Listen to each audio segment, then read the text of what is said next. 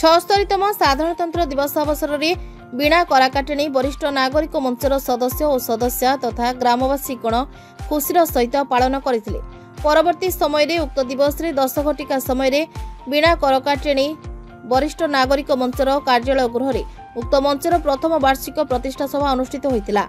यह सभार सम्मानित अतिथि भाव न्याय भागियारथीपुर ग्राम पंचायत सरपंच श्रीजुक्त ज्योति नायक महोदय, उक्त मंचर प्रतिष्ठाता श्रीजुक्त रतिकांत प्रताप सिंह महोदय उपस्थित थिले। उक्त मंचर सभापति श्रीजुक्त सत्यनारायण साहू महोदय सभारे सभापतित्व करथिले।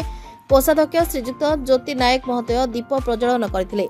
एतद्व्यतीत सभारे उपसभापति श्रीजुक्त नवकिशोर बेहेरा, संपादक श्रीजुक्त कृपा सिंधु बेहेरा, सह संपादक श्रीजुक्त रविनारायण बेहेरा सभा को परिचालना करथिले।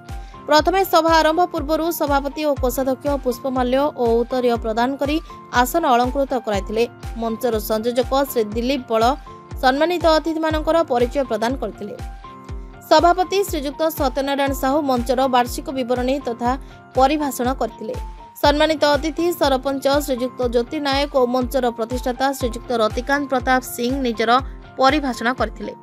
कंटाबणियारू जलधर स्वाईं को रिपोर्ट, ना ओडिशा।